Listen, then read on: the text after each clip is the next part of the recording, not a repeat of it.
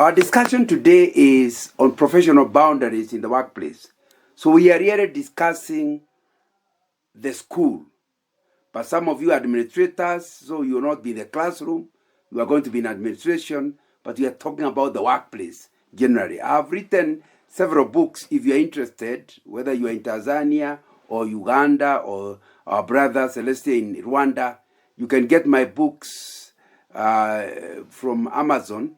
Just go to Amazon and look for John Nganga, and you'll get my books. You can also get the link from my website. My website is www.johnganga.org. If you go there at the books, it will give you a link to Amazon, and so you can get a copy of the books. The books that are relevant to our discussion this morning, one of them, the first one, is called The Christian Professional in the Marketplace, Leading in the Marketplace, which is what the teachers are.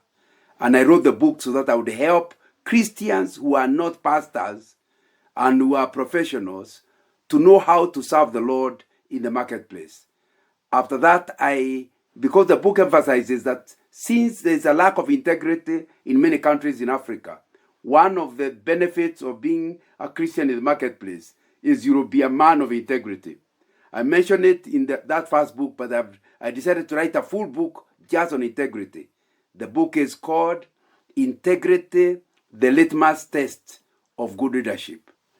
After that, I decided to just pick work ethics and separate it into a book. It's already mentioned in the first two books, but I now just discuss work ethics. And the title of the book is A Leader's Work Ethics. Then after that, not too long ago, I decided to do a book study of Nehemiah. Nehemiah was not a prophet, was not a priest. He was just a professional doing work in the king's palace and then finally becoming a governor. Professional. And sometimes people want to think that he was a prophet. But when you see what he did, he not only constructed the wall, he also constructed the souls of people. There was physical reconstruction, then there was social reconstruction, then there was spiritual reconstruction. So my book, Marketplace Leadership, Nehemiah Style, would actually deal with that. And the last book on this is simply Steward. A leader is a steward, trying to demonstrate to you that wherever you are actually doing whatever you are doing, not for your students, not for the headmaster, but by God. God is the one who has put. That is Colossians 3:23. It says we don't work for the other master. We work for heaven. So if you are really interested in this topic, you can pick one or all of them, and it will help you to go deeper on this. So as we go into it, my prayer is that God will talk to you about how you are currently operating. Are you really serving the Lord? The first thing I want to ask you is, are you fruitful in your workplace? Are you fruitful? But that's a complicated question. How do you measure your fruitfulness? I don't think I have enough time to go through I wanted to tell the story of the 3 bricklayers of a cathedral, but again, you can get it in my books. But I want to suggest to you that every end of the term and every end of the year, as a way of evaluating whether you are fruitful in your workplace, I'd like to encourage you, and it's a very important, very, very important issue. I'd like to encourage you to ask yourself, number one, how has your life contributed to your school's bottom line? In which way are you helping the school to be profitable, especially if it's a private school, but even if it's a government school, that's very, very important. So here we are looking at, why was the school started? Are you meeting it? Maybe one of the things the school was started for was to help the students to do well and go on with education. What's your contribution to the scoreline? Because some Christians think they are in that school to preach.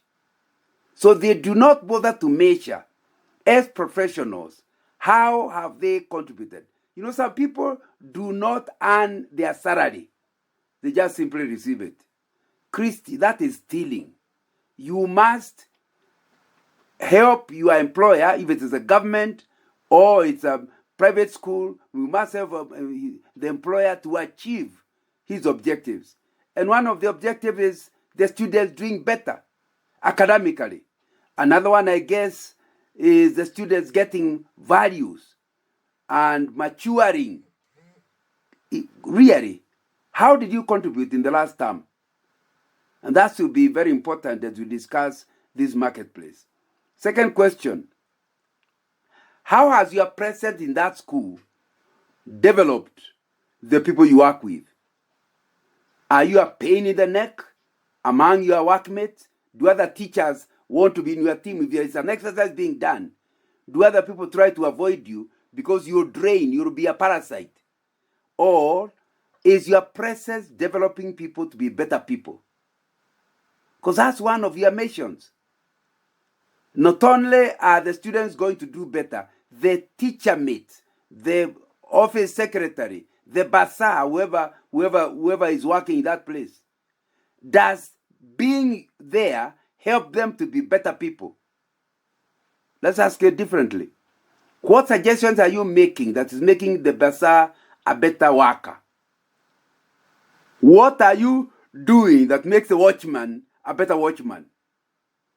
What are you doing that makes the head of department have an easier time? How are you developing your colleagues? Number 3, how has your presence in that school honored God by bringing break of values to people, by people getting born again?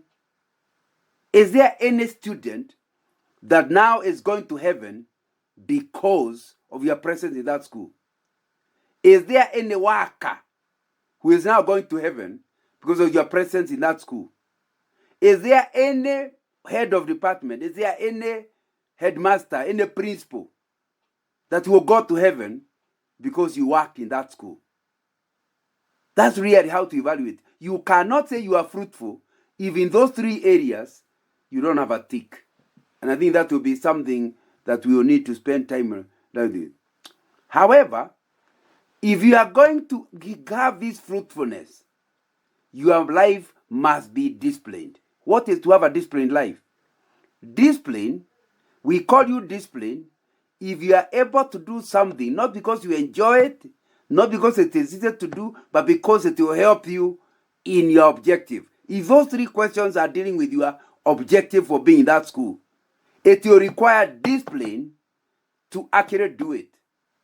And I've written a book on spiritual disciplines, and one of them is called A Leader's Spirituality. The other one is A Christian's Spirituality. But the 2 of them are dealing with spiritual discipline. Because we learn from the scriptures, if you don't have discipline, then you can't be a disciple. Because a disciple is a disciplined follower of the master. So that's why our discussion today will not go to the wider section, since that we don't have enough time. We'll just concentrate on setting boundaries. And one chapter in my book is called Setting Boundaries. A disciplined person sets boundaries so they don't do whatever is easy to do or whatever others are doing. They do what can help them to realize their vision. Without boundaries, there will be no long-term fruitfulness for you as a professional, whatever your career is. You know, we must admit that teachers are unique people because they are the ones who affect the whole nation. A doctor got his values from teachers. An engineer got his values from teachers. So the teaching profession is special. Some people may not think so, but the truth is, a country is what it is because of good teachers or bad teachers. You have a unique position of trust. The whole family, the government, everybody entrusts you with the young minds, like sponges. They can drink anything. And you can either destroy the country or help the country to go well. So, in that position of trust, the position of care, the position of authority, the position of influence. How are you using it among the students and among workers? But the truth is, in quite a few cases, there is betrayal of that trust. Sometimes it's the students who can tell you, if I meet that teacher, I cannot even greet them on the street. Sometimes the parents, there are some schools where you pay school fees, you come the following time and they tell you have a balance. See, but I thought I cleared the school fees last time. And the teacher is trying to give some excuses for you to pay more money. And the parents can be disappointed in you. But it's also your teacher's profession. Are you really betraying your profession? Or even the community where the school is. Are you a good member? Or can they actually trust you? There are many teachers with serious disciplinary actions. And they have repercussions and potential legal repercussions for any teacher who does not have discipline, who is not keeping within his boundaries. So in this meeting, therefore, we are discussing what's the biblical stand on setting of professional boundaries. Ask it differently. How can a Christian teacher connect with his students, with his teacher mates, with the administration, even with the community where he lives? That's where he buys milk. How can he interact with them and maintain ethical boundaries as he relates with all of them?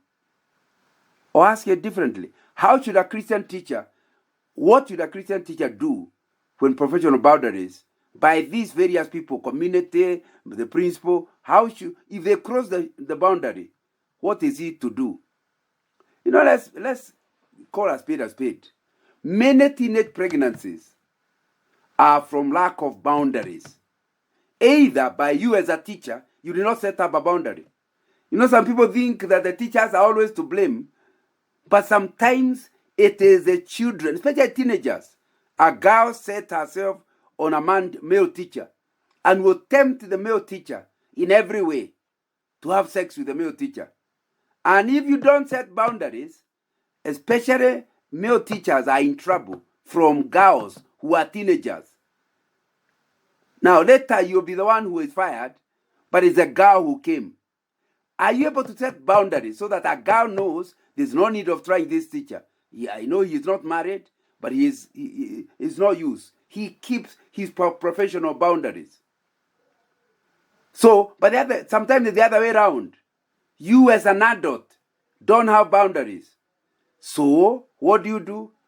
The girl is trying to have boundaries, but you call her to your house. You do this for me, cook for me. Oh, can you get something for me from the bedroom? That is a total lack of boundaries. And you end up with issues of sexual misbehavior. But sometimes it's actually not just misbehavior, it's actual rape. Many rapes are not done by strangers. A stranger, you can put boundaries quickly. But when it's not a stranger, you kind of lower your boundaries. And you end up in a lot of trouble. Even money issues is the same. You want to deal with the bazaar, but you are mixing up money. Your money and the school money start mixing up. You are not setting boundaries. Soon enough, when they do audit, you'll be regarded as a thief because you do not set boundaries. By the way, sometimes the whole school will collapse when it has a group of professionals in the school who do not keep boundaries. The whole school, the whole business could collapse because of lack of boundaries. Maybe boundaries like a school, the relatives of the owner are just bringing children and they don't pay school fees, and you can't throw them out of the school because they are relatives of the owner or even some of his friends. You end up the school has no money and the whole school could close down. What are we talking about when we talk about boundaries? We are talking about personal boundaries. You as a person setting up boundaries. Boundaries are actually guidelines or rules or limits that a person creates or sets in order to ensure they can realize their vision for life. And number two, that they relate well with people without hurting them or those people hurting the individual. So, if you don't set up boundaries, what I've said so far, you are likely to end up failing professionally, but you could also end up having trouble with individuals. You know, a boundary identifies reasonable, safe, and permissible ways of relating with others. Reasonable, yeah, it must be reasonable. It must be safe. It must be permissible as a boundary as you relate with others. Boundaries show how other people behave towards you. In other words, somebody can come so far, but no further. But it also shows how you will respond when someone passes those boundaries or those limits. So, you must set boundaries. How do you relate with strangers? Can you allow a stranger to be calling you, oh, darling, and you don't even know them? And you don't even protest? Can you allow a stranger person, especially of the opposite sex, although these days with homosexuals it may not be easy to know who, to be holding your hand, to be holding your shoulder inappropriately without you doing anything? You're just shy, accepting whatever it is they are doing. Have you set boundaries? What about work colleagues? Are there things they cannot do, you do not allow anybody to do to you? And even you don't do that to anybody else.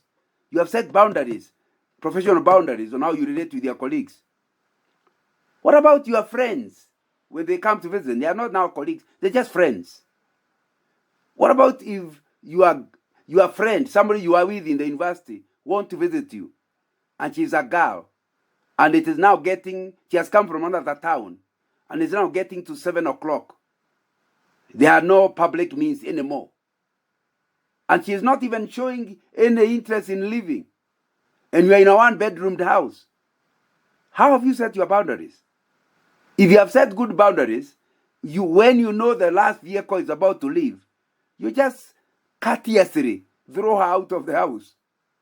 Because you have set boundaries, even if they are friends. And you don't want to lose the friendship. But it's not friendship at any cost. The same thing with your family and relatives. They cannot come to get you out of class. Like the way the brothers of Jesus wanted to get him out of a ministry opportunity. You must set boundaries, even with your parents, even with your spouse, even with your children.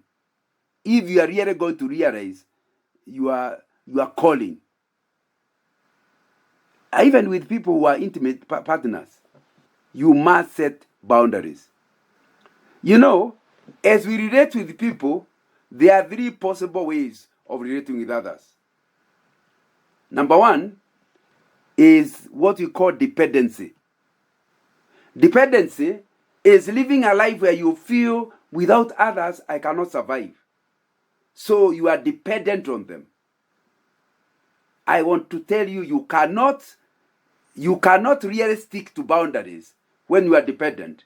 If you feel, for example, that if you are to be fired from that school, you will die, then the principal can make you do anything.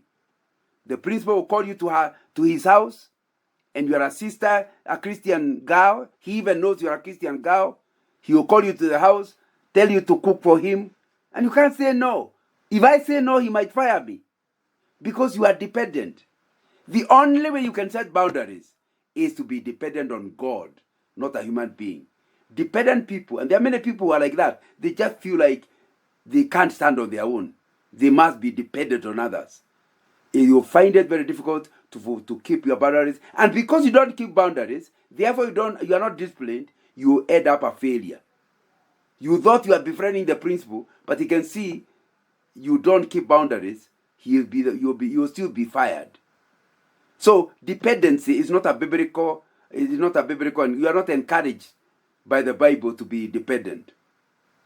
The other one is people who are independent. They don't want to work with anybody. They don't want to relate with anybody. I came here to teach. I enter the class. I leave the class. They have no friends. They have no involvement.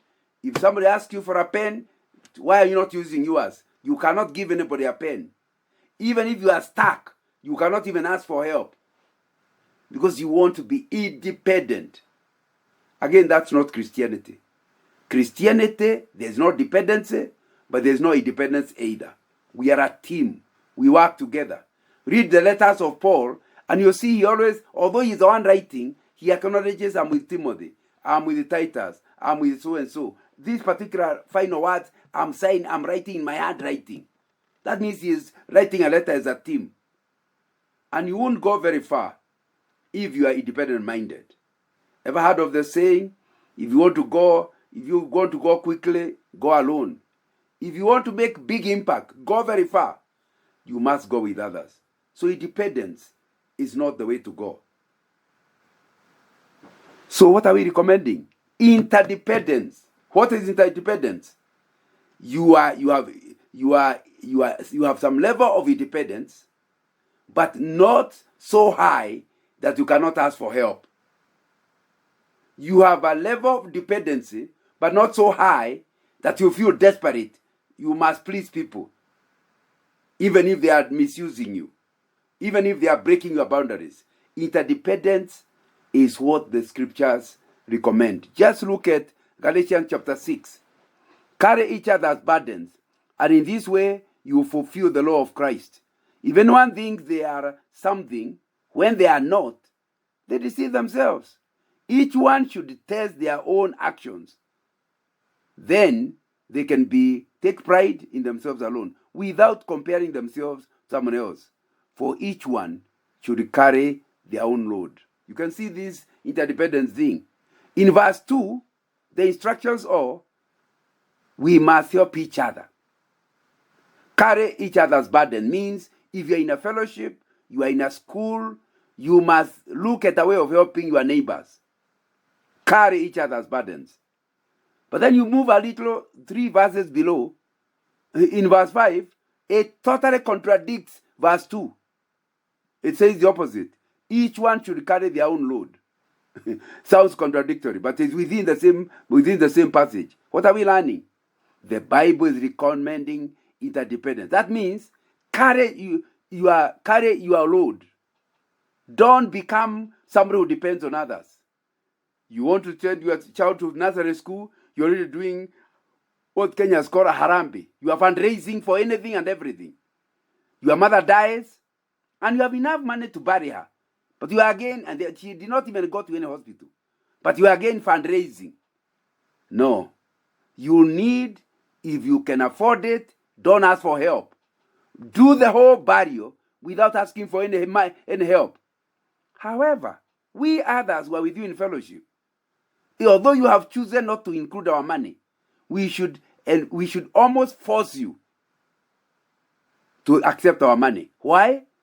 Because verse 2 is saying, carry each other's burdens. So we want to, please, Brother Nganga, accept our help. Please accept our help. Can you imagine the kind of society, the kind of school, the kind of team we would have, where nobody is dependent on others, yet the others are trying their best to help? That's what Christianity is talking about. So, if you really obey verse 6, you will be able to draw boundaries, and you'll be able to stick to the boundaries because you are not dependent on anybody whom you then are forced to show. Look at Jesus with a boundary. Mark 1:35. Very early in the morning, where it was still dark, Jesus got up, left the house, and went to a solitary place where he prayed. The disciples are still sleeping. Everybody else is asleep. But he has set boundary. I'll be praying 5 o'clock every morning.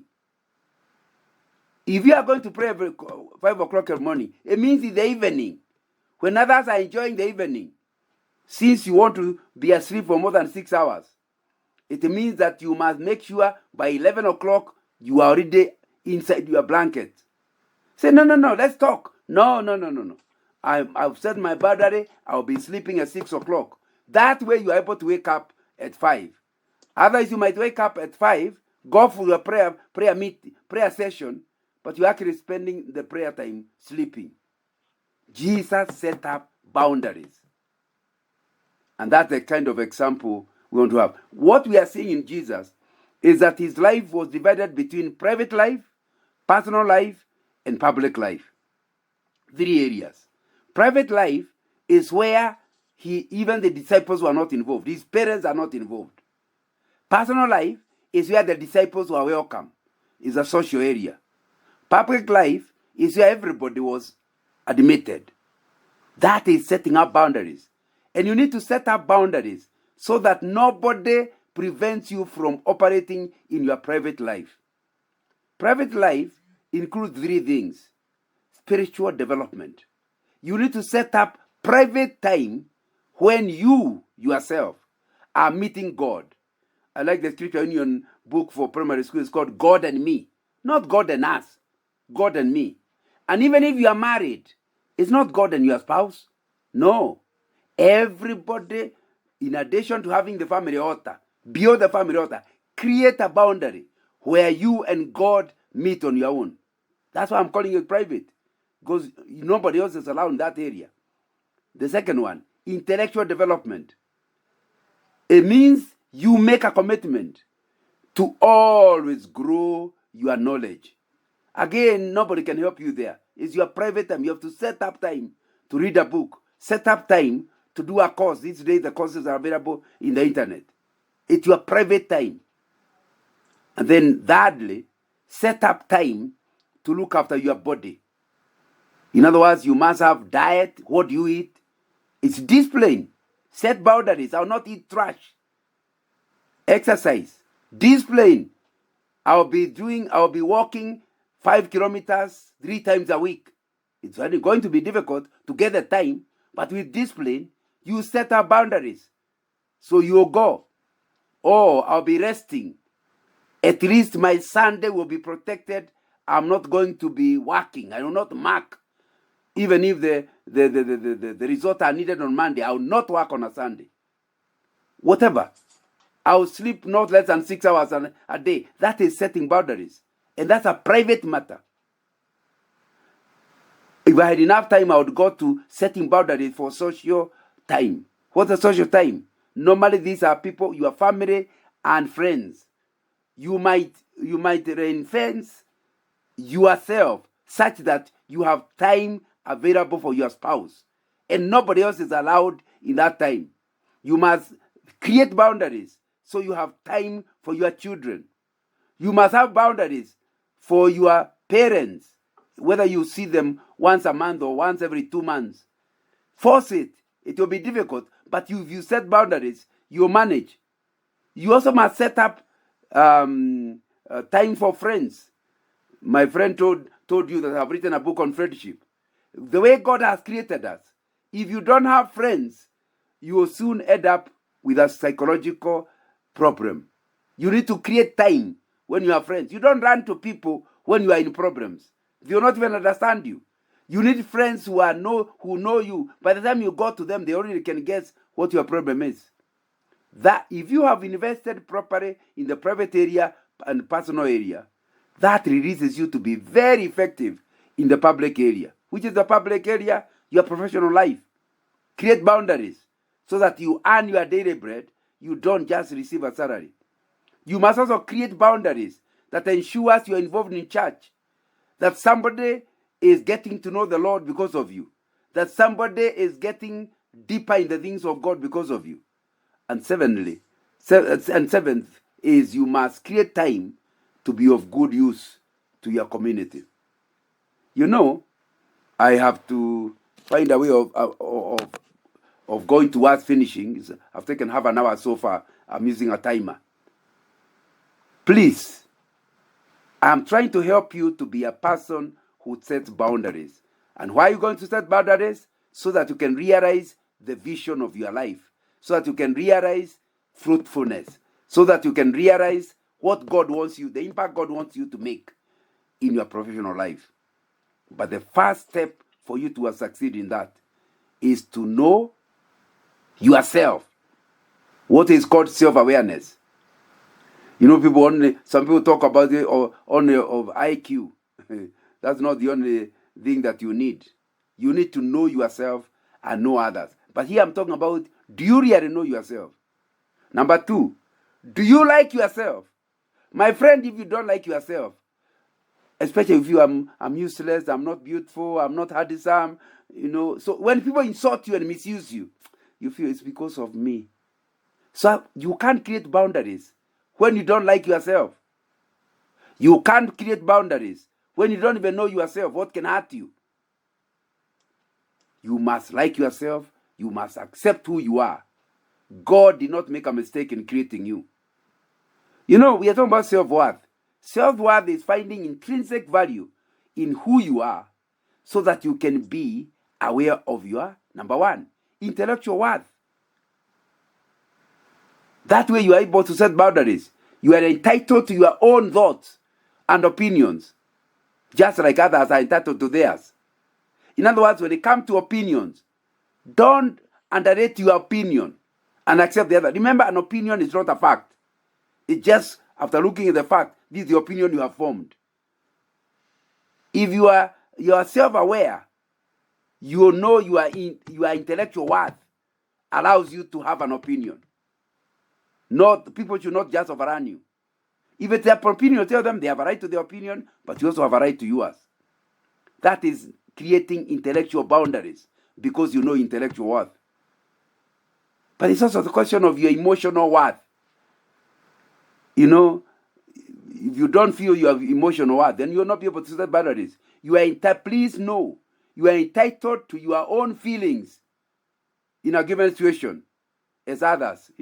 A boy comes and says, I love you. What's wrong? You don't love me. You are not a Christian. God has told me I'm going to marry you. No. If the Lord has not given you feelings for that girl or for that boy, your emotional worth allows you to create boundaries. Say, until God talks to me, please do not count me as a possible candidate for your life partner. Set a boundary. Emotional worth. Don't allow people to overrun your emotions. Tell them, I don't feel happy. Don't say that again. I don't like what you are saying. Tell them what you feel. Why? Because you are emotionally worthy. So you can set boundaries. What about physical worth? Are you handsome? Do you like yourself? When you look at yourself at a mirror, do you think God made a mistake in the way He built you up? Once you like yourself, physical worth, then you set boundaries. You please remember you are entitled to your space, however wide it may be, just like others are entitled to their space. So, your physical worth, people can't start touching your shoulders without your permission. Throwing sexual connotations. You must tell them, I like myself, I'm happy with who I am, and you cannot go there. I do not allow you to talk like that to me. Next, do you regard yourself as having social worth? In other words, do you feel you are entitled to your own friends and to pursuing your own social activities, just like others? If you don't feel it, then when people have nothing to do, they will come to do the nothing with you. Because you don't have anything. Hey, Brother Nganga, let's go to town. You are not even asking what had I planned for my afternoon. You feel I must go to your activities. No. If you have social worth, you tell people, if you truly are my friends, you should be concerned about what do I like, what don't I like. If you are going to town, that's not what I had planned. If next time you want us to go together, tell me on Monday about where we are going on Saturday. You must create boundaries. And so you must feel spiritually worthy. What does that mean? You are entitled to your own spiritual beliefs. Let not somebody not just tell you are a coward, you are hopeless. That's not Christianity. Tell him to show you from the Bible. The Bible you are willing to listen. Your pastor, don't allow him to overrun you. Otherwise you end up in a place called Shakahora. Ever heard of the horror of Shakahora? Where some people feel they are not spiritually worthy. So when they are told by their pastor to commit suicide, they just go ahead and commit suicide. After all, the pastor knows, I don't know. To put a boundary means you must feel, I can talk to God, I know how to read the Bible, I'll obey the Bible. People, I do not allow other people to tell me what to do without showing me from the scriptures. And even when they tell me from the scriptures, I'll read it for myself, I'll pray for wisdom from God. That's how you will be able to create boundaries. When you know, you like, and accept who you are. You know, you must also have boundaries on finances. I call it living within your means. My wife and I have come to a conclusion, after counseling many marriages, that if one or both husband and wife are people who cannot live within their means, that marriage is doomed. Living above your means, you end up borrowing so that every salary you don't enjoy it because you are using it to pay the debts, the next one. So you can go for 5, 6, 7, 20 years and you have never enjoyed your salary because you are using it to pay debts. So you need to put boundary that for me, I'll be using only 40% of my salary. Why? Because 10% I'm going to give to God's work, 20% I'm going to save. That's already 30%. And then the other balance I'm going to be using in certain ways. Now then you stick with it. And then the 40% is so little, you are unable to live there. You just reorganize your finances to fit within 40%. Just ask yourself, what about the watchman? He earns a quarter of your salary and they are living okay. That way you discover you are able to grow your wealth because you have set up boundaries. If you go to an expensive, somebody wants to take you to an expensive hotel, you say, no. The tea there came from the milk rice came from the same cow with the other one. I'm not going to that expensive place. I'm not suggesting you become mean. If you have the money, go. But that is if it is within your means. But that's not the only issue. It's not just finance. It's your capacity generally. Overextending yourself is stretching your physical, emotional, financial, vocational, and relational boundaries to the point of depletion. When you hear of people who are stressed, people who are getting burnout, once you get burnout, you'll be not having any impact in your school. If that be the thing, you are gone. Your fruitfulness is gone. All because you overextended yourself. This overextending causes stress to accumulate. The stress is also felt at home. It's felt in the workplace, and even people you are meeting on the road. You know, boundary must be on the basis of priorities. Do not allow dictatorship of the agent. I have run out of time. I would like you to read my book, A Leader's Source of Influence. And I say, if you do not know how to manage your time, you will lose influence.